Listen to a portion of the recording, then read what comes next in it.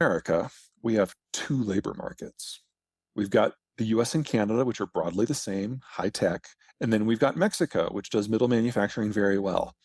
It's the delta between them that gives you good economies of scale and network effects for electronics manufacturing because there's so many steps. Well, only in the US Mexico border region do we get that interface. So we don't have the 12-step labor market that the Asians have, which means we're going to have to retool everything that we bring back in the electronics space in order to do it at scale. And that's going to look very different. And we are going to have to make that up as we go. And that will probably be the economic sector where we feel the most pain from the changes because it's going to take the longest.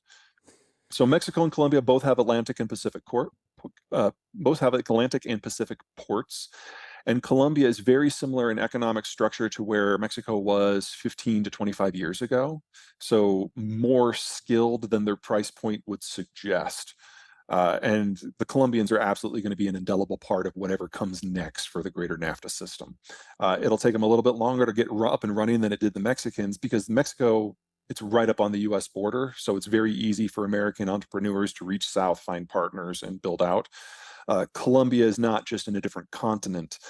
Most of the population lives on the sides of mountains. So you've got tropics in the lowlands and snowcaps and tundra at the top. People live in the middle. And that makes the infrastructure question a really important one. It's not that the infrastructure is not in place, it is, but it's not built out to supply and support a mass manufacturing culture, which is what we need them to do. That's going to take some time too.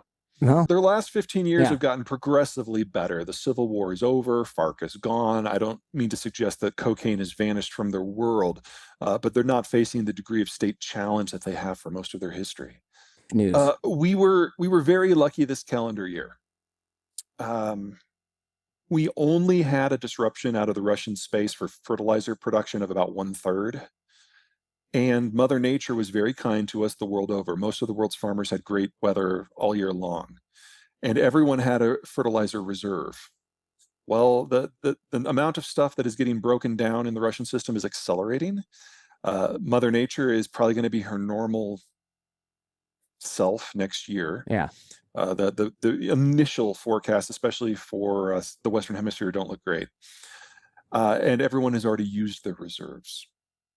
So we should expect significant fertilizer shortages sometime in 2023. The country to watch is Brazil, because they're the world's largest fertilizer importer, and they're a big enough country they've got the heft to get it. And if they start having problems, you know that there are dozens of smaller countries out there that are already in crisis point.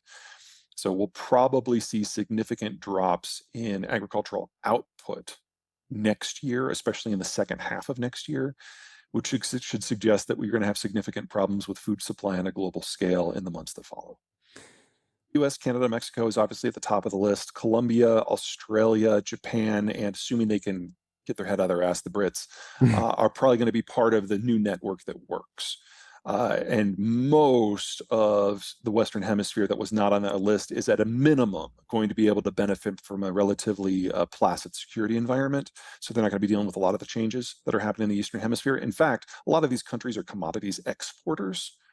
And so in that sort of environment where your commodities can still be produced, assuming you can get the fertilizer, but you don't have to worry about a security concern, your ability to sell high is very promising.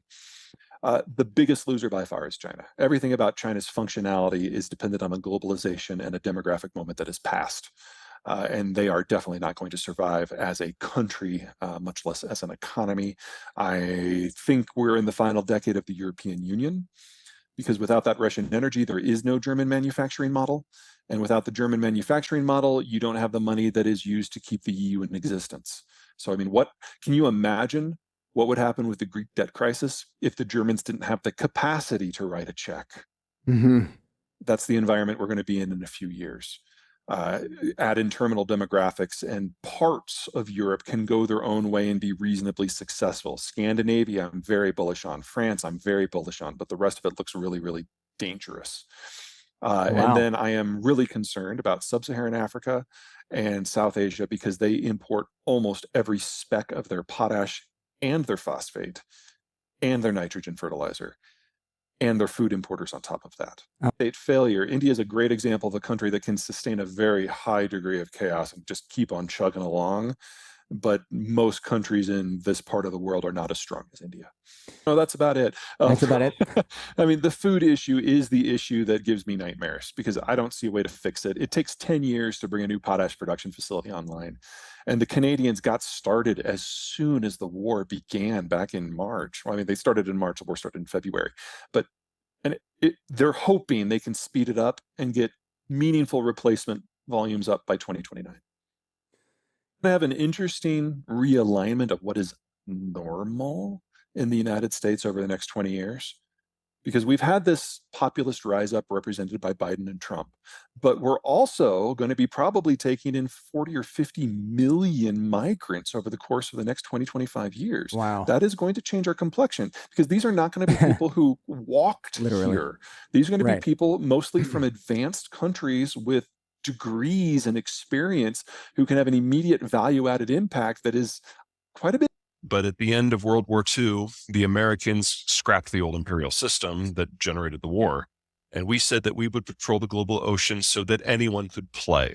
You could sail anywhere at any time, interface with any partner, participate in any manufacturing, access any raw commodity, and sell into any market. If in exchange, you would side with us against the Soviets, and that created the world that we know. And it sounds like just a simple guns for butter deal, but you got to remember how fractured everything was before 1945. If you were in a country that didn't have oil, then you didn't industrialize. If you were in a country that didn't have farmland, then your population was minuscule. Globalization allowed everyone to sell what they were good at and buy what they weren't good at, and everyone in the world became a specialist. And so we now have soy on farms in Iowa that's the most productive in the world. But we also have semiconductors coming out of Taiwan, a country that was pre-industrial by every definition until very recently.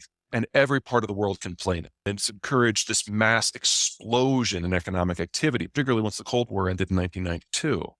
But it was always artificial.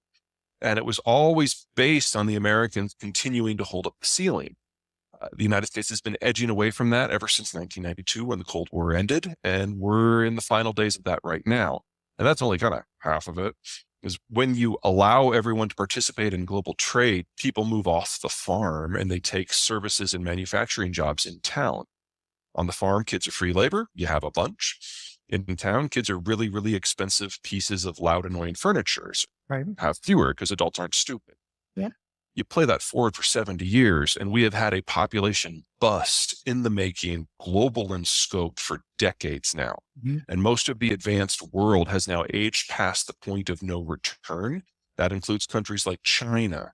So in this coming decade, it's not just that we're going to see populations aging out of being competitive. We're going to see populations aging out of being sustainable and actually being countries.